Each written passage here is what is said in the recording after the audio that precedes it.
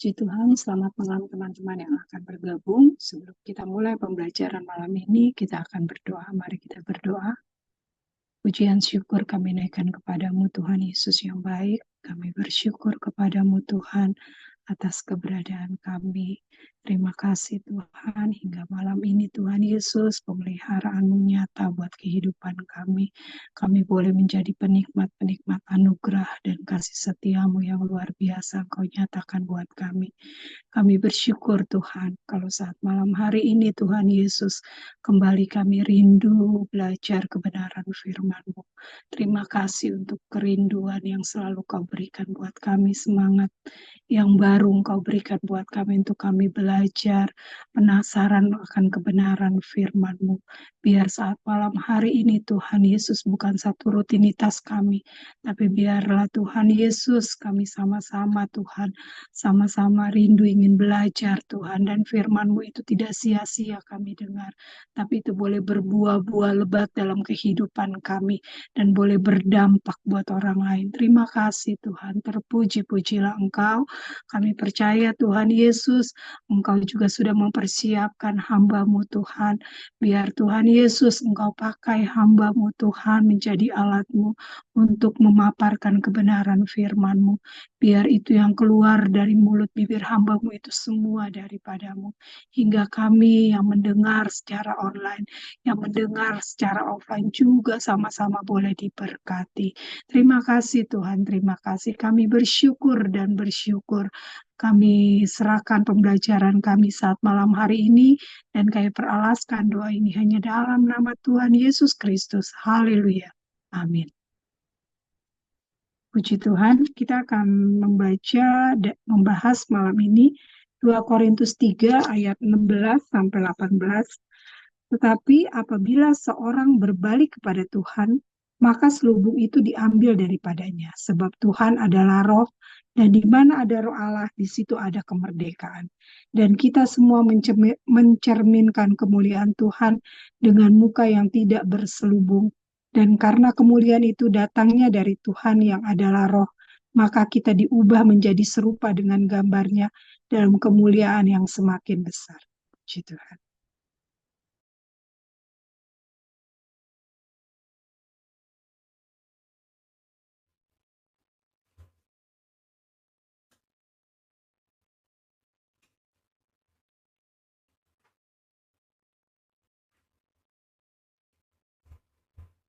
Kita bersyukur dapat kembali belajar kebenaran firman Tuhan.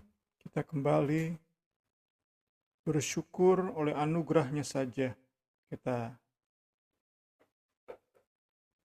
dapat kembali punya kerinduan untuk dalami kebenaran firman Tuhan. Untuk bedah dan kita dalami, kita buka, kita gali kebenaran-kebenaran firman Tuhan.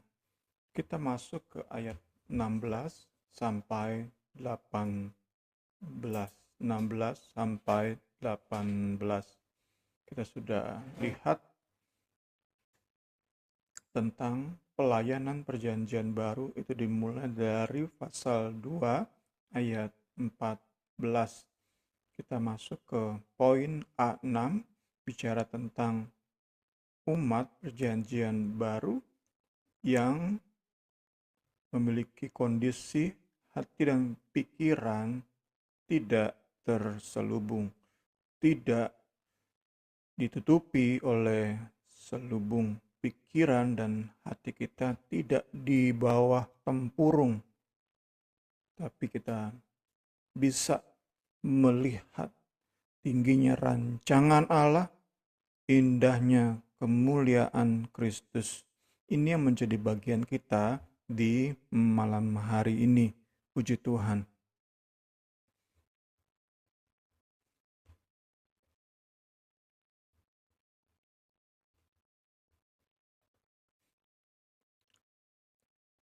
Alur atau flow dari ayat 16 sampai 18 adalah ayat 16, Paulus mulai dengan kutipan. Kita awali seperti biasa dengan pendahuluan. Paulus awali dengan kutipan, lebih tepatnya tafsiran terhadap Keluaran 34:34. Keluaran 34:34.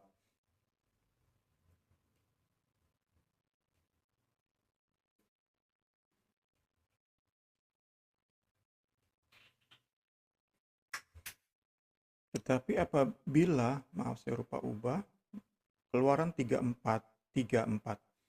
Tetapi apabila Musa masuk menghadap Tuhan untuk berbicara dengan dia, dengan Tuhan, ditanggalkannyalah selubung itu sampai ia keluar. Gambaran yang Paulus pakai untuk menulis ayat 16. Gambaran ini adalah Musa saat menghadap Tuhan membuka selubung yang menutupi wajahnya. Itu yang dipakai oleh Rasul Paulus di ayat 16.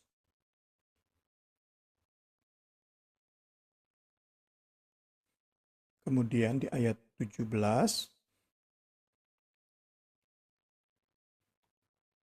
kita dapat lihat bahwa Paulus menafsirkan 34:34 Keluaran tadi berdasarkan pelayanan roh, sebuah argumen yang Paulus bangun dari ayat 1 sampai ayat 8, 2 Korintus 3.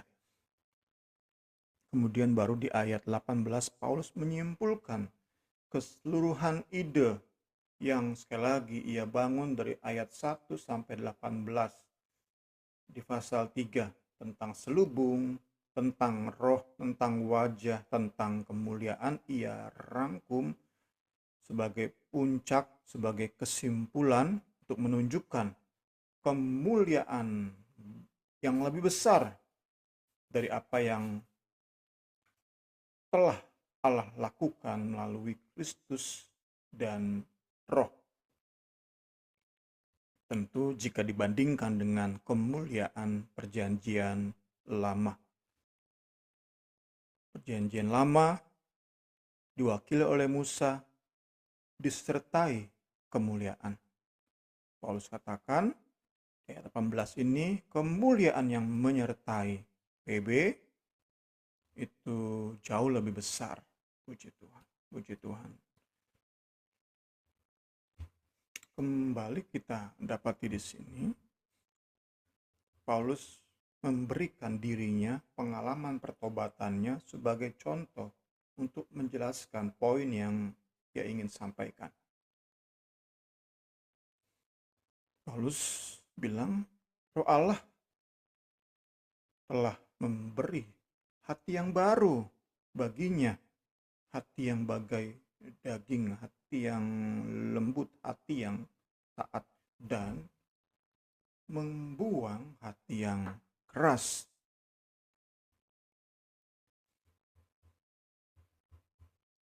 Setelah mencontohkan dirinya, di ayat 18, Paulus mengikut sertakan seluruh umat PB. Itu di ayat 18. Saat Paulus bilang, dan kita semua mencerminkan kemuliaan Tuhan dengan muka yang tidak berselubung. Kita semua menunjuk seluruh umat perjanjian baru. Paulus katakan, kita semua dengan muka yang tidak berselubung memandang kemuliaan Allah, karena selubung itu telah disingkapkan oleh Kristus. Inilah alur dimulai dari tafsiran Keluaran 34:34 sampai kepada kesimpulan yang Paulus berikan, alur dari 2 Korintus 3, 16, 18. Kita akan lihat ayat per ayat. Ayat 16 kita dapati kata tetapi. Paulus di sini mengkontraskan ide di ayat 15 dengan ayat 16. Ayat 15, 16 dikontraskan. Diwakili dengan kata tetapi.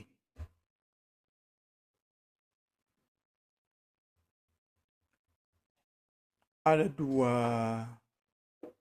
kata atau dua ide yang sama-sama muncul di kedua ayat ini, 15-16.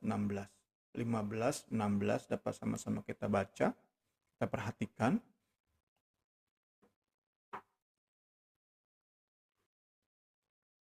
Tentu dalam bahasa kita berbeda dengan apa yang buku ini gunakan sebagai referensi.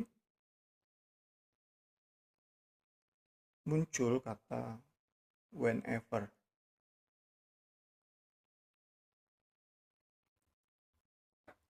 Whenever, kapanpun. Kata ini tentu nggak muncul di Alkitab kita. Whenever itu menunjuk kepada waktu. Dengan kata whenever, kapanpun,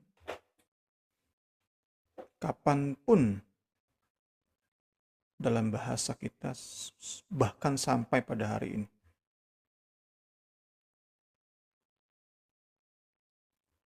Ayat 16-nya pakai kata apabila. Kapanpun menunjuk kepada waktu, pada kondisi yang terus-menerus terjadi. Kapanpun. Jadi apa yang terjadi di zaman PL, di saat umat PL, tiap sabat baca, dengar PL, kitab Musa, tetapi tetap mata hati ditutupi oleh selubung, itu pun terjadi di tengah jemaat Korintus. Mereka disajikan Injil, tapi tetap dalam kondisi terselubung mata hati, mata pikiran. Itu pun terjadi sampai kepada kita, gereja akhir zaman. Ada orang-orang yang setiap minggu baca perjanjian lama, tetap nggak mengerti apa maksud sesungguhnya dari perjanjian lama. Apa maksud Allah memberikan perjanjian lama, Kejadian sampai Maleakhi. Tetap ada selubung.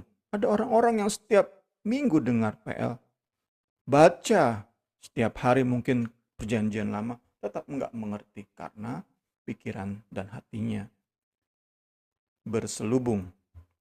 Sebaliknya, kapanpun, whenever, sampai detik ini, sampai pada hari ini, ada orang-orang yang berbalik kepada Kristus. Dan setiap pembacaan perjanjian lama, itu mereka mengerti maksud sesungguhnya Allah memberikan perjanjian lama. Puji Tuhan. Saya mau kaitkan dikit dengan pengajaran hari-hari ini.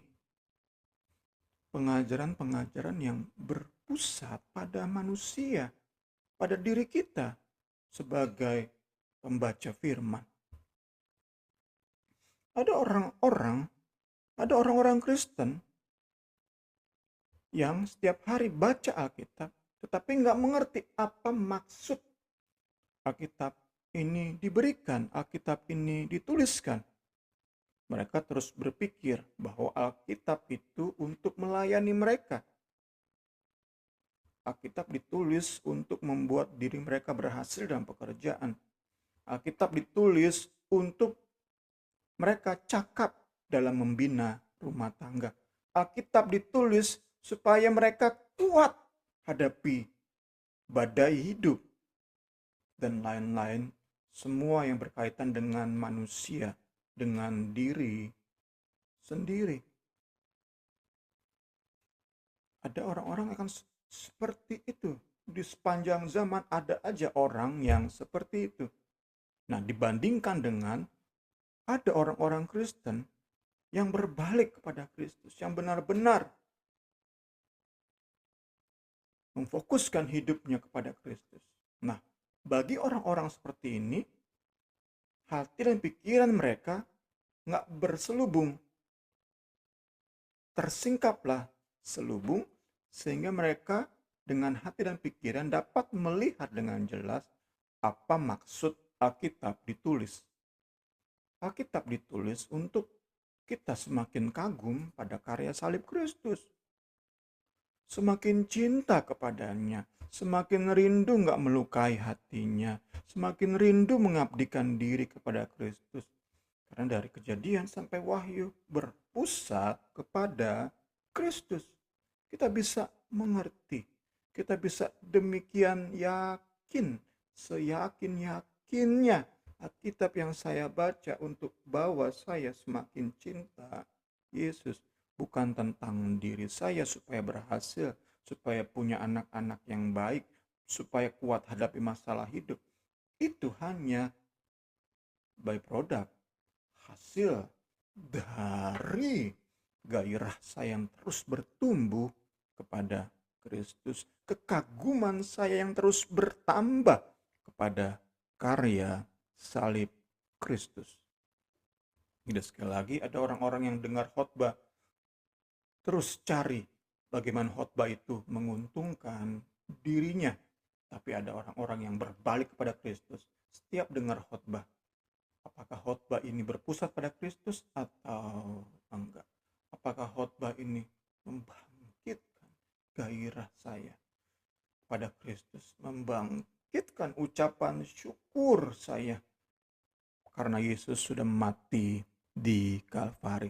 Akan ada terus orang-orang semacam ini, dua kubu semacam ini, sampai hari Yesus datang kembali akan terus ada dua kubu semacam ini. Tentu pergumulan kita adalah supaya sungguh-sungguh keluarga kita, anak-anak kita, orang-orang terdekat kita enggak menjadi orang-orang yang ditutupi selubungnya, sehingga apapun yang mereka konsumsi secara rohani terus berpusat pada diri sendiri. Tuhan Yesus tolong kita semua, puji Tuhan. Kita lanjut.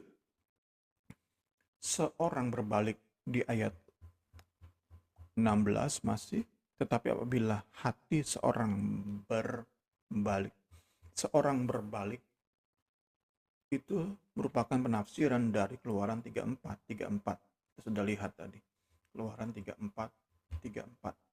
Ketika Musa menghadap Tuhan, ditanggalkannya selubung. Itu gambaran yang Paulus gunakan.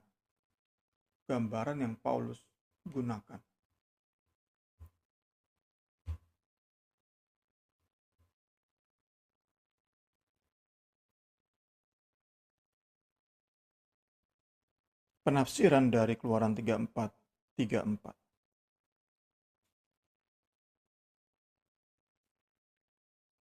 Mengapa dikatakan penafsiran?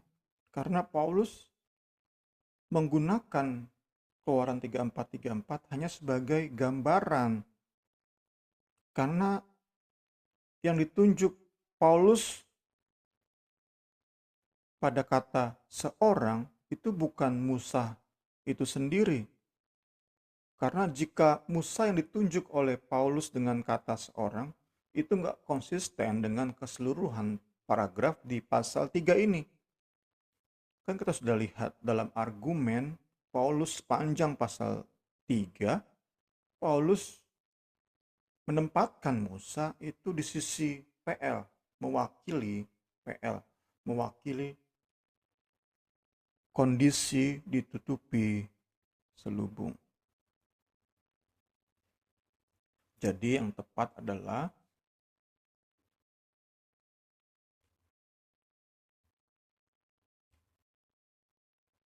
bukan Musa yang ditunjuk oleh Rasul Paulus dengan kata seorang berbalik, tetapi Paulus sedang memakai gambaran Musa membuka selubung di hadapan Tuhan sebagai gambaran dari setiap orang, setiap umat PB yang berbalik kepada Tuhan. Puji Tuhan. Itu ayat 16. Tentu ayat 17 berhubungan erat. Ayat 17 berhubungan erat Karena ayat 16 kita lihat tadi kan, seorang berbalik kepada Tuhan. Penekanan pada kata Tuhan. Kemudian 17 dijelaskan, sebab Tuhan adalah roh. Tuhan di ayat 16 dan Tuhan di ayat 17 itu sama.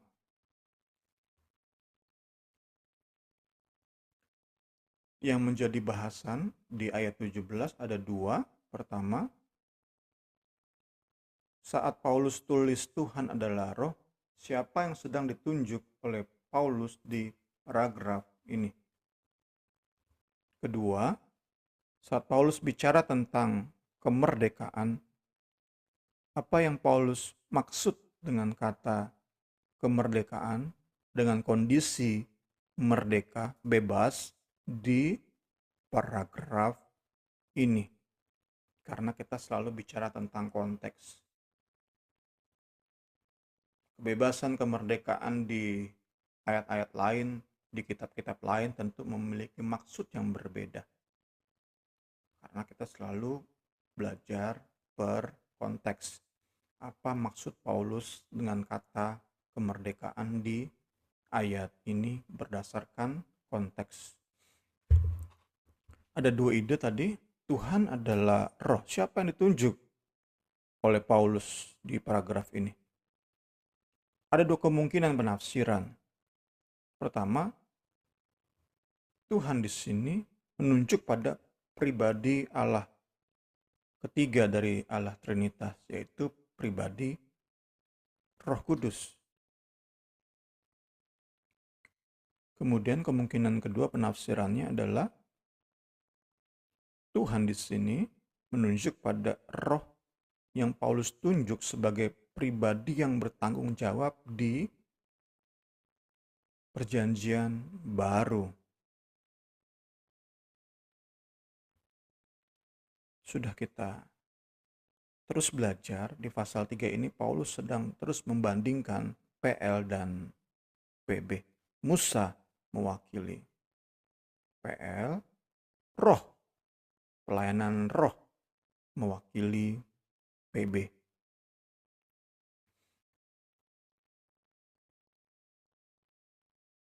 Tuhan di ayat 17 itu sama dengan Tuhan di ayat 16. Tuhan adalah roh di ayat 17 adalah siapa berbalik kepada Tuhan di ayat 16. Dan dalam PB, khususnya surat-surat Paulus, ide berbalik itu selalu menunjuk kepada pertobatan seseorang, pengalihan hidup, fokus tujuan hidup seseorang dari hal-hal lain kepada Kristus.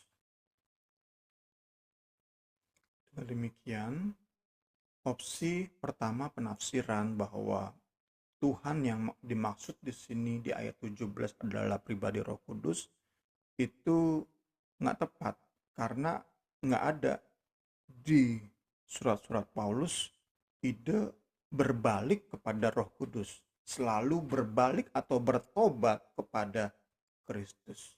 Pengalihan tujuan hidup seseorang itu selalu Paulus bicara kepada Kristus. Pengalihan fokus hidup dari hal-hal lain selalu kepada pribadi Kristus. Dengan demikian, tafsiran yang lebih tepat adalah Paulus sedang menunjuk kepada Kristus. Paulus sedang menunjuk kepada Kristus saat Paulus bilang Tuhan adalah roh, sebab Tuhan adalah roh. Tuhan di sini menunjuk kepada Kristus. Tuhan adalah roh. Berarti Paulus sedang menjelaskan Tuhan Yesus Kristus adalah roh yang bertanggung jawab dalam perjanjian baru, dalam pelayanan perjanjian baru dibandingkan dengan pelayanan perjanjian lama. Kiranya bagian ini cukup jelas menjadi hal yang lebih lagi mencerahkan bagi kita bersama saat kita diajak oleh buku referensi kita ini untuk dalami ayat per ayat sesuai dengan judul Zoom kita, bedah buku. Kita rindu semakin detail untuk coba bedah dan dalami setiap bagian kebenaran firman Tuhan, termasuk ayat ini. Tuhan di sini siapa maksudnya?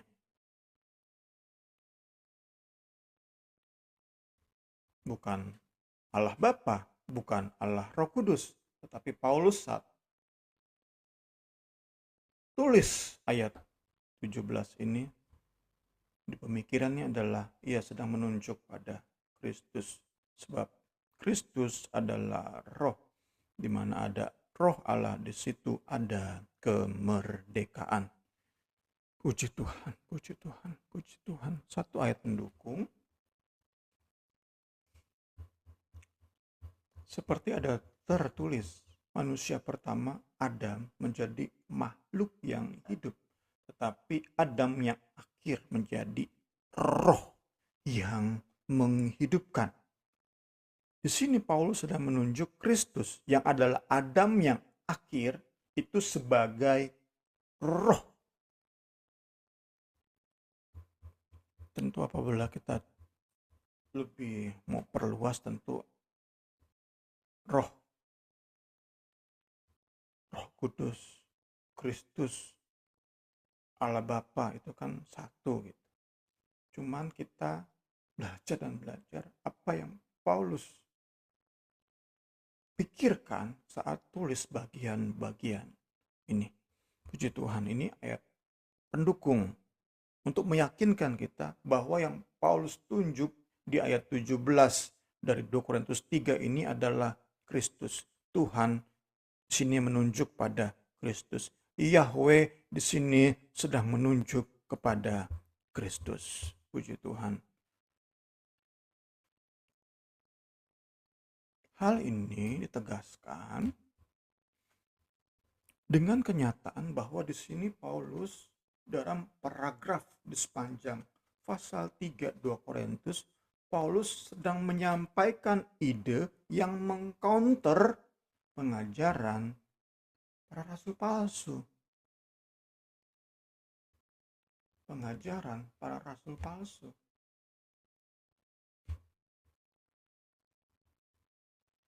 His Jewish opponents, Judaizer, orang-orang yang menggabungkan Injil dengan Sunat, Injil dengan Taurat. Bagi para pedagang Injil ini, para rasul palsu ini, Yesus itu dipandang hanya menurut ukuran manusia. Mereka melihat Yesus itu orang Yahudi, nabi yang adalah seorang Yahudi yang meneruskan PL. Dia bukan pribadi yang sedang membuat sebuah perjanjian baru, menandai perjanjian baru. Enggak. Bagi para Judaizer, Kristus itu mereka lihat hanya menurut ukuran manusia. Dasarnya adalah ayat berikut.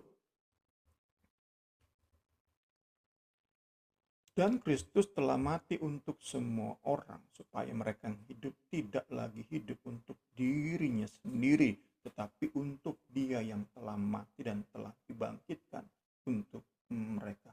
Sebab itu, kami tidak lagi menilai seorang juga pun menurut ukuran manusia.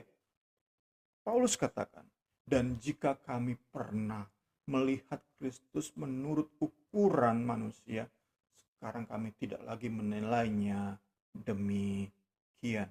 Jadi siapa yang ada dalam Kristus adalah ciptaan baru, yang lama sudah berlalu, yang sesungguhnya yang baru sudah datang.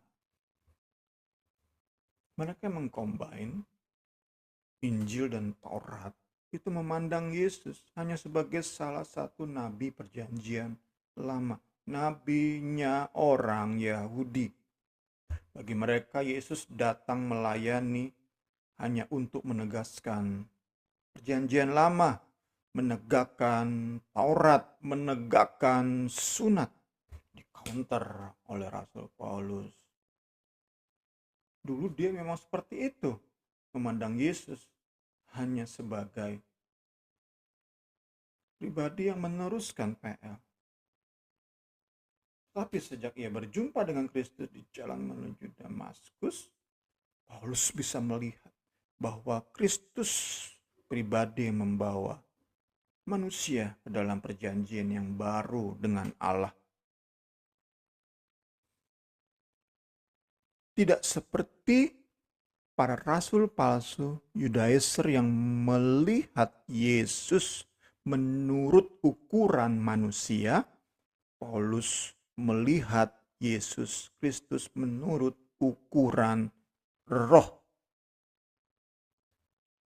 Jadi kita bisa diyakinkan, kembali ke ide utama kita di bagian ini, Yesus yang ditunjuk, Tuhan yang ditunjuk Paulus di ayat 17 sebagai sebab Tuhan adalah roh. Tuhan di sini menunjuk kepada Kristus. Kristus adalah roh. Paulus melihat Kristus dalam atau menurut ukuran roh. Puji Tuhan, puji Tuhan. Ada dua ide tadi kita sudah lihat. Sebelum masuk ke pembahasan ide pertama, Tuhan adalah roh. Ide kedua adalah apa itu kemerdekaan yang Paulus maksud di paragraf ini. Tentu kita yakini bahwa kemerdekaan yang Paulus bahas di ayat ini nggak bisa dilepaskan dari konsep pertentangan PL dan PB.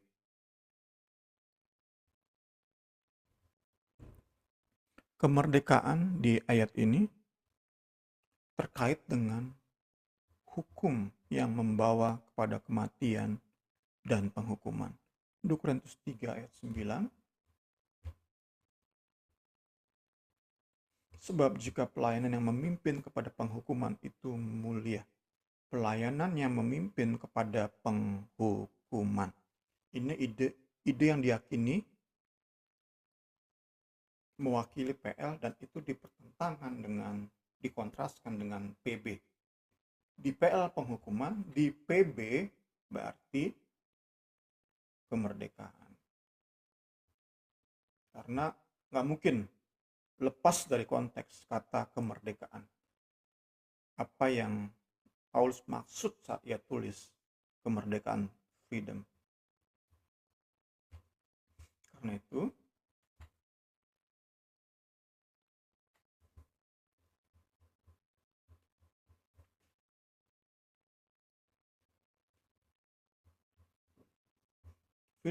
freedom di bagian ini menunjuk pada kebebasan dari perbudakan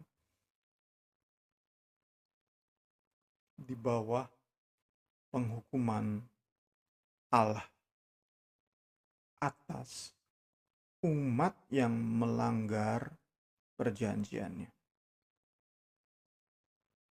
Pembebasan dari penghukuman. Kemerdekaan dari penghukuman Tuhan itu sendiri.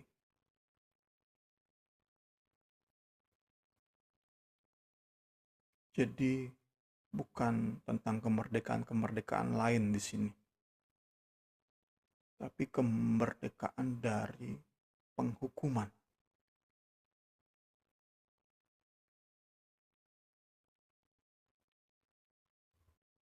Kemerdekaan yang umat PB peroleh oleh karena karya kematian anak Allah yang tidak mengenal dosa dan telah dibuat menjadi dosa. Dia yang tidak mengenal dosa telah dibuatnya menjadi dosa karena kita, supaya dalam Dia kita dibenarkan oleh Allah.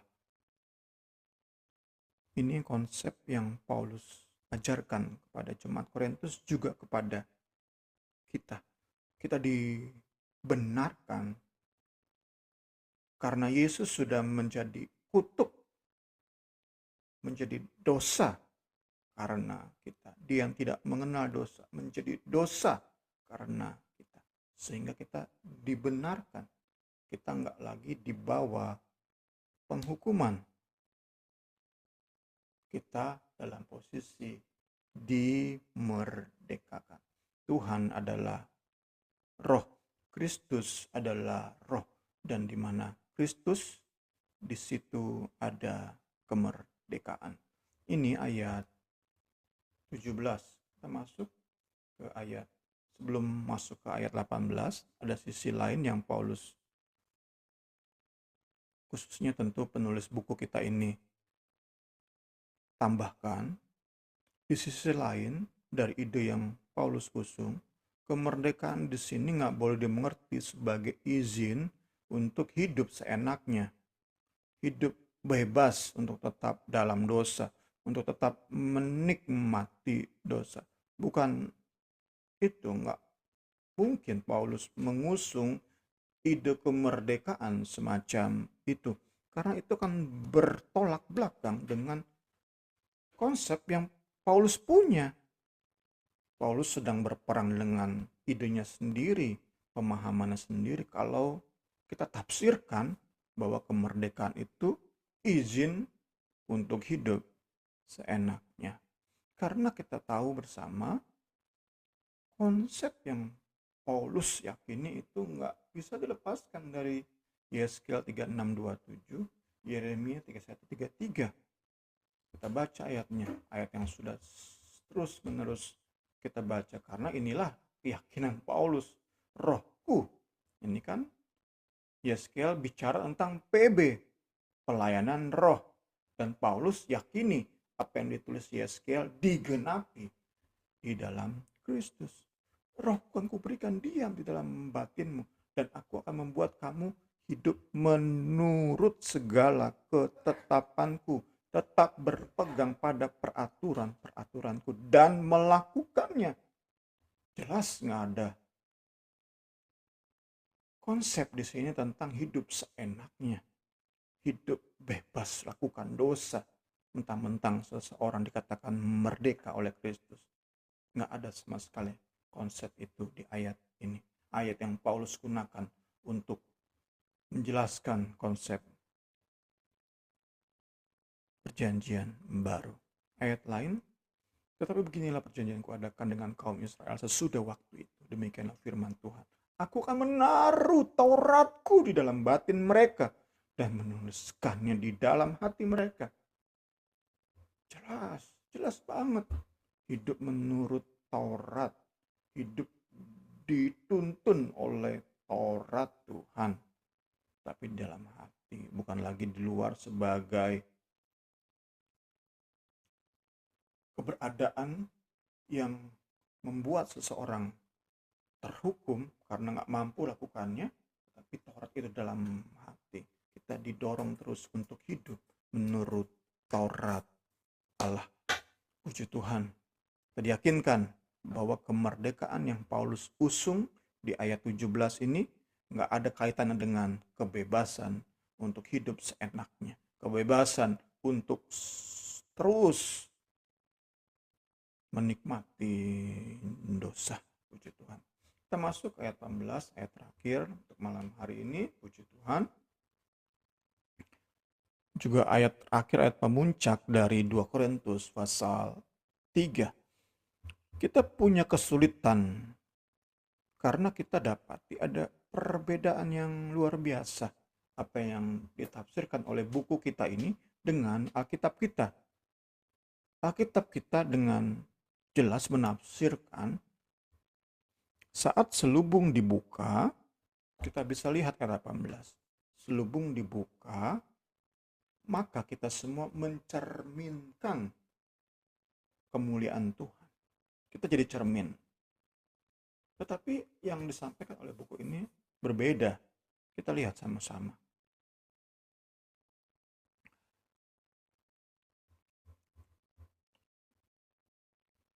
Behold as in a mirror.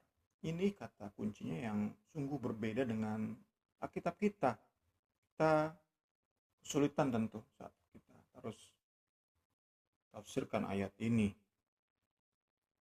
Kita seperti memandang di dalam cermin. Memandang, melihat setelah mata hati kita, mata pikiran kita disingkapkan dari selubung, kita memandang. Itu kan konsepnya kan, dari awal kita sudah lihat nih, dimulai dari ayat 11 ingat saya ya, saat Paulus mulai bicara tentang ayat 12 ya, 13, ada selubung. Saat Paulus memperkenalkan ide selubung, tentu di ayat 18 ini sebagai puncak, Paulus pasti katakan umat PB selubung dibuka, memandang dengan tanpa selubung. Memandang apa? Itu kan yang kita tanyakan. Sedangkan yang Alkitab kita catat dan kita semua mencerminkan, tentu saya pribadi kurang pas. Lebih tepat, selubung dibuka, kita memandang sesuatu. Nah, sesuatu ini apa? Muncul kata cermin di situ, mirror. Dan buku ini tafsirkan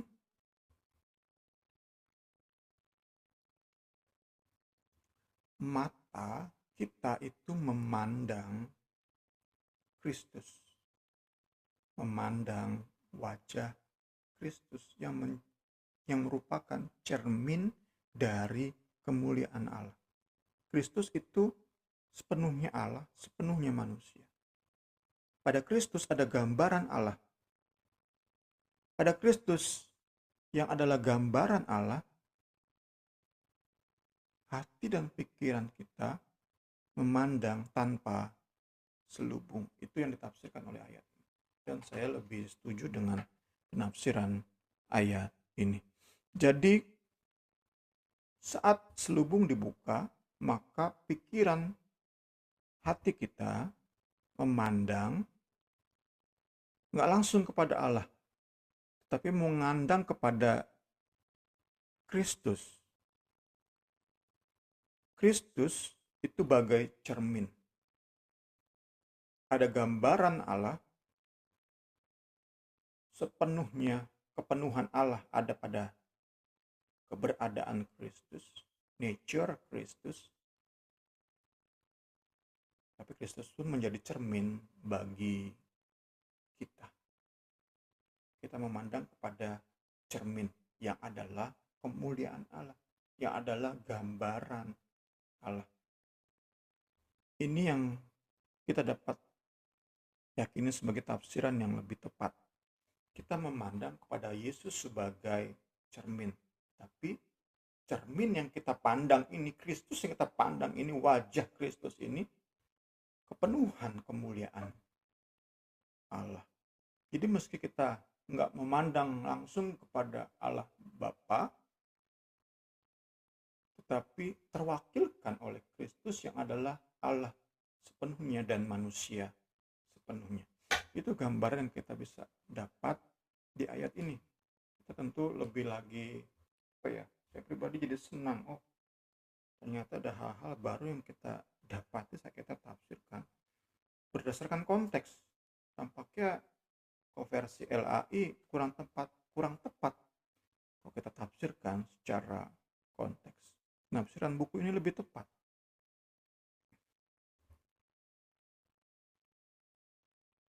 Memandang Yesus yang adalah gambaran Allah.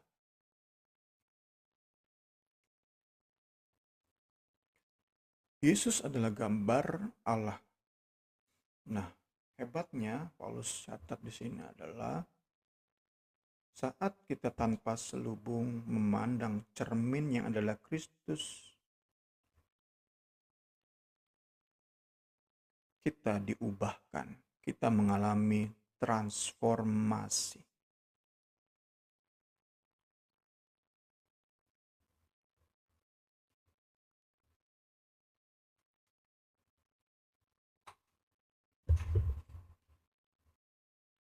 Kiranya kita bisa lebih lagi mengerti bagian ini. Being transformed. Transformasi di mana kita diubahkan untuk semakin serupa dengan Kristus dalam moral dan kerohanian. Kita menuju keserupaan moral dan rohani dengan Kristus. Kita semakin hari semakin serupa dengan Kristus.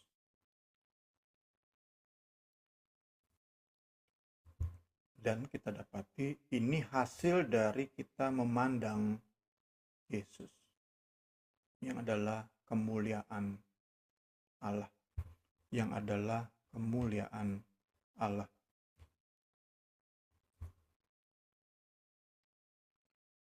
Di sini disebut bahwa cahaya Injil tentang kemuliaan Kristus yang adalah gambaran Allah. Kristus adalah gambaran Allah. Kemudian di ayat 6-nya,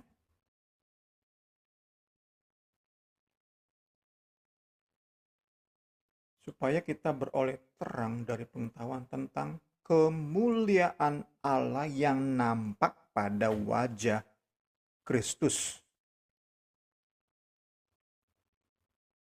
Inilah perlunya kita dalami Trinitas. Kita bisa bedakan meski dalam kesatuan, tetapi kita perlu membedakan 3 pribadi. Kita orang-orang atau umat PB yang sudah disingkapkan selubung kita memandang wajah Kristus. Di wajah Kristus itu nampak kemuliaan Allah, dan kemuliaan Allah itu mengubahkan kita, mengadakan transformasi di hidup kita, sehingga kita secara moral dan kerohanian semakin serupa dengan Kristus. Ini yang kita dapati di pembelajaran kita malam hari ini. Kemudian Paulus katakan kita diubah menjadi serupa dengan gambarnya dalam kemuliaan yang semakin besar. Kembali kita nggak dapat kata from glory to glory, dari kemuliaan kepada kemuliaan. LAI menafsirkan atau mencatat dalam kemuliaan yang semakin besar. Dalam bahasa Inggris, dari kemuliaan kepada kemuliaan. Kemuliaan yang pertama kita peroleh, kita nikmati, kita pandang, kita kagumi ketika hati dan pikiran kita dengar Injil, kita berkata, Yesus adalah segala-galanya. Yesus yang terindah, Yesus yang termulia bagi saya. Fokus hidup kita dibalik kepada Kristus sebagai puncak dari segalanya bagi hidup kita. Itu kemuliaan pertama, the first glory, the ultimate glory, dari kemuliaan kepada kemuliaan. Kemuliaan yang paling puncak itu tentu kita dapati ketika kita berjumpa dengan Yesus muka dengan muka. Puji Tuhan, puji Tuhan. Bagian akhir, Kristus itu bukan hanya tujuan. Tadi yang kita sudah bahas, kita ditransformasi menuju Kristus, keserupaan dengan Kristus. Kita terus diubahkan hidup kita. Kita mengalami pertumbuhan rohani untuk menjadi serupa dengan Kristus. Kristus berarti menjadi tujuan kita jalani hidup ini. Hari demi hari, proses demi proses. Tujuannya adalah Kristus. The end is Christ. Namun, Paulus juga jelaskan, buku ini juga jelaskan, Yesus bukan hanya tujuan akhir, tapi ia juga yang memampukan kita. Ia yang bekerja mengubahkan kita, karena Kristus, tadi kita sudah katakan, Tuhan adalah roh. Kristus adalah roh yang bekerja di hidup kita, yang mengubahkan hidup kita dari hari ke hari, bukan dengan kuat atau gagah, tetapi rohku, kata Tuhan. Ia yang mengubahkan kita dari hari ke hari. Bukan karena niat baik kita, bukan karena kedisiplinan kita, bukan karena kerja keras kita untuk menjadi serupa dengan Kristus. Bukan, tapi keberserahan kita.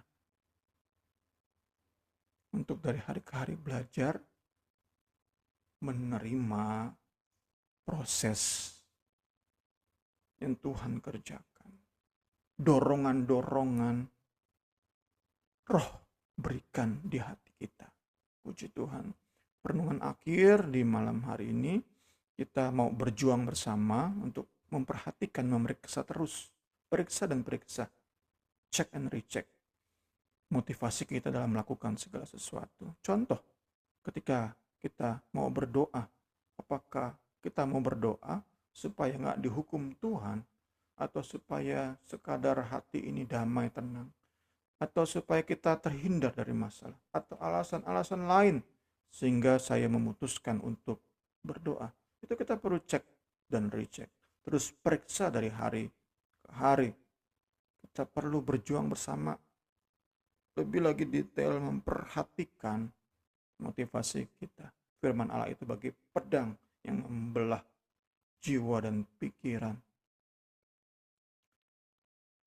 Kita belajar dan belajar. Minta kepada Kristus dalam nama Yesus, supaya saat kita berdoa itu benar dorongan Roh Kudus.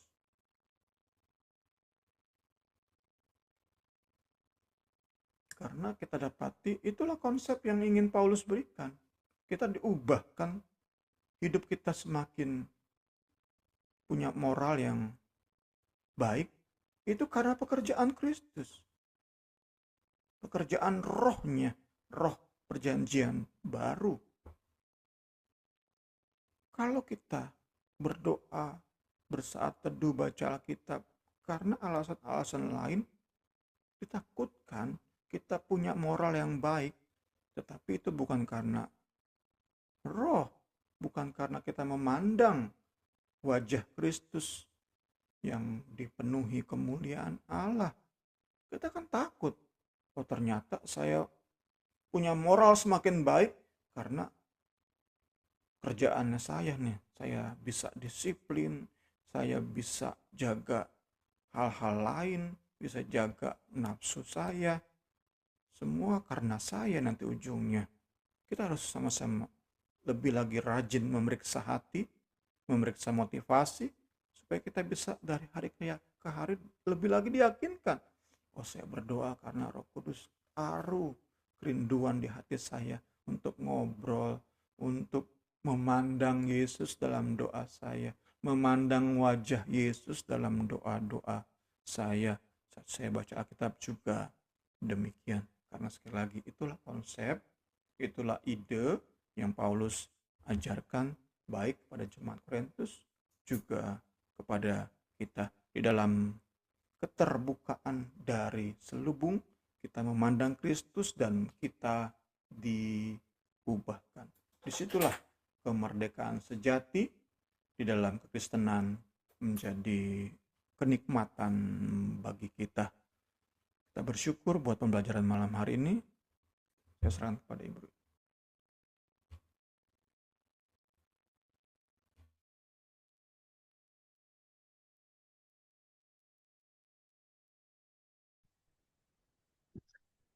Puji Tuhan, karena kami hanya berdua, kita langsung tutup pembelajaran kita malam hari ini. Kita tutup dengan doa, mari kita berdoa. Terima kasih Tuhan. Terima kasih untuk kebenaran firman-Mu saat malam hari ini. Kami sungguh percaya Tuhan Yesus, Allah Roh Kudus, tolong kami untuk kami boleh terus mengerti akan kebenaran firman-Mu saat malam hari ini.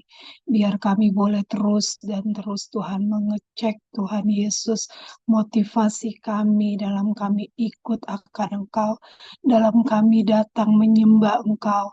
Apakah kami rindu Tuhan Yesus melihat kemuliaan-Mu? Apakah kami rindu keselubung kami dibukakan Tuhan hingga kami boleh melihat kemuliaan Kristus, hingga kami boleh melihat kemuliaan Allah di dalam Kristus. Tuhan tolong kami, biar apa yang saat malam hari ini kami pelajari, boleh kami hidupi dalam kehidupan kami. Oh Tuhan Yesus, kami percaya Tuhan Yesus, firman-Mu begitu indah saat malam hari ini Tuhan. Kami berdoa Tuhan Yesus buat teman-teman kami yang akan mendengarkan rekaman ini Tuhan. Boleh juga diberkati Tuhan, boleh menjadi kekuatan Tuhan, hingga boleh kami boleh terus Tuhan Yesus melihat, mengecek hidup kami Tuhan Yesus. Oh Tuhan, hingga kami boleh Tuhan Yesus dari hari ke hari Tuhan, kami boleh terus tetap fokus dengan karya salib-Mu yang luar biasa buat kami. Terima kasih Tuhan atas pengajaran malam ini. Pakai terus hamba-Mu Tuhan Yesus lebih hari lebih heran. Oh pakai terus menjadi alat-Mu Tuhan Yesus dalam memberitakan firman-Mu. Kami bersyukur dan bersyukur ya Tuhan. Sisa malam hari ini kami serahkan ke dalam tangan-Mu dan kami peralaskan doa ini hanya dalam nama Tuhan Yesus Kristus. Haleluya. Amin.